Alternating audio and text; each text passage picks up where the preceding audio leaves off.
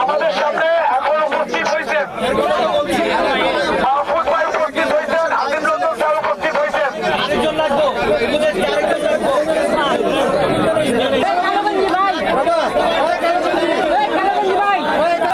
আমরা অসম্মান করার মতো কোনো জায়গা আমাদের নেই। তাহলে আমাদের চক্র বিজ্ঞানে